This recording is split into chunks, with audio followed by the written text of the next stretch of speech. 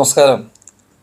ഞാൻ ഈ ഒരു വീഡിയോയിൽ പറയാൻ പോകുന്ന കാര്യത്തിൽ എൻ്റെ ലൈഫിൽ എനിക്ക് തോന്നുന്നു 100-600 വീഡിയോയിൽ കൂടുതൽ ചെയ്തിട്ടുണ്ട്. പക്ഷേ ഇത്രയും റെഫർ ചെയ്ത് അല്ലെങ്കിൽ ഇത്രയും സ്റ്റഡി ചെയ്തിട്ട് അല്ലെങ്കിൽ ഇത്രയും അന്വേഷിച്ചിട്ട് ഒരു വീഡിയോ ആദ്യമായിട്ടാണ് ചെയ്യുന്നത്.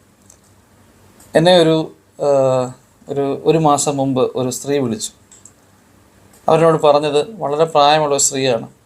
അവരുടെ ഭർത്താവിന് ഏതാണ്ട് 55-60 വയസ്സോളം പ്രായമുണ്ട്. അദ്ദേഹം ഒരു സ്വവർഗരീതിയെ താല്പര്യപ്പെടുന്നൊരു വ്യക്തിയാണ് എന്നാണ് എന്നോട് പറഞ്ഞത്. അവർക്ക് മക്കളൊക്കെ ഉണ്ട്.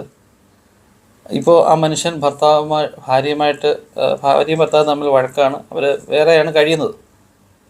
ഇയാളുടെ ഒരു പ്രത്യേകത എന്ന് വെച്ച് കഴിഞ്ഞാൽ ഫേസ്ബുക്കിൽ കൂടി പല ആൾക്കാരെയും പല പുരുഷന്മാരെയും ഫ്രണ്ട് റിക്വസ്റ്റ് കൊടുത്ത് സംസാരിച്ച് ചാറ്റ് ചെയ്ത് അവരുമായിട്ട് പുറത്തു പോവുകയും ലോഡ്ജിൽ മുറിയെടുക്കുകയും അവരുമായിട്ട് ശാരീരിക ബന്ധത്തിൽ ഏർപ്പെടുകയും ചെയ്യുക എന്നുള്ളതാണ് ഇയാളുടെ ഒരു മെയിനായിട്ടുള്ള ഹോബി.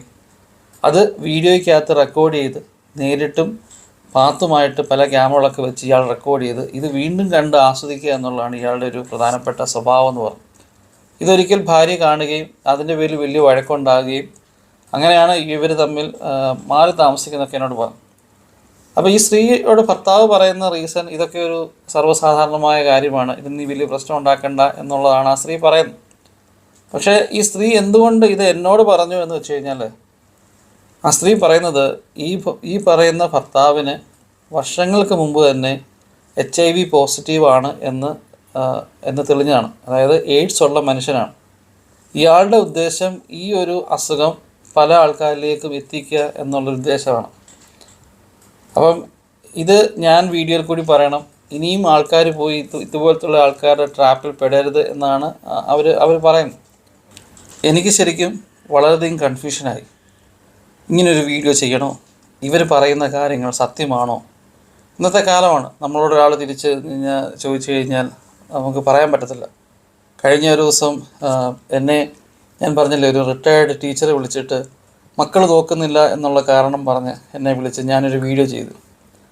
ആ വീഡിയോയ്ക്കായിട്ട് ഏതോ ഒരു വീട്ടിൽ, അത് ആ സ്ത്രീ പറഞ്ഞ സ്ഥലവും ഈ പറഞ്ഞ എന്നെ വിളിച്ച ആളും തമ്മിൽ യാതൊരുമായ ബന്ധവുമില്ല.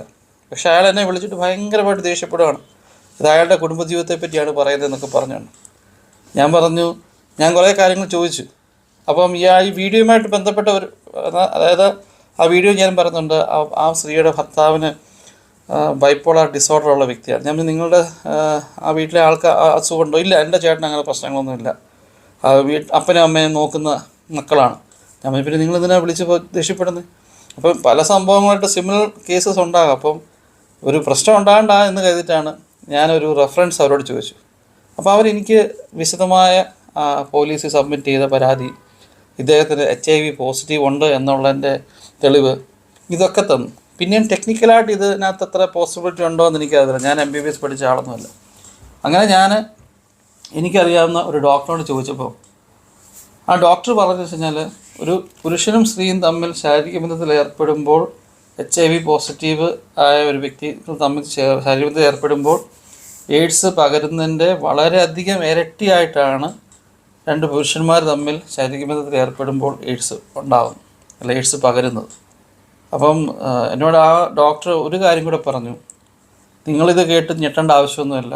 ഇതേ മനോഭാവമുള്ള, അതായത് എനിക്ക് എയ്ഡ്സ് ഉണ്ട്, നിങ്ങൾക്ക് എയ്ഡ്സ് ഇരിക്കട്ടെ എന്ന ചിന്താഗതിയിൽ പോകുന്ന ഒരുപാട് ആൾക്കാർ ഇന്ന് നമ്മുടെ കേരളത്തിലുണ്ടെന്ന് പറഞ്ഞു. അവർ പല രീതിയിൽ മനുഷ്യനെ ട്രാപ്പിലാക്കി കൊണ്ടുവരുവാണ്.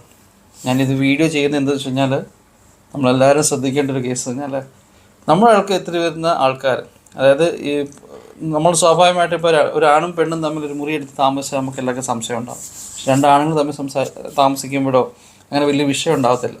പക്ഷേ നമ്മുടെ അടുത്തേക്ക് വരുന്ന ആൾക്കാരുടെ മനോഭാവം എന്താണെന്നുള്ളത് നമുക്ക് അറിയാൻ പറ്റണമെന്നില്ല. അവരുടെ ഉള്ളിൽ എന്തോ ഒരു ക്രൂരമായ ചിന്താഗതിയാണെന്ന് ആലോചിക്കണം. അയാൾക്ക് എയ്ഡ്സ് ഉണ്ട്, അയാൾ ഫേസ്ബുക്കിൽ കൂടെ പരിചയം നേടിയെടുത്ത് ആൾക്കാർക്ക് എത്തിക്കുകയാണ്. ശ്രദ്ധിക്കുക, സൂക്ഷിക്കുക. Thank you.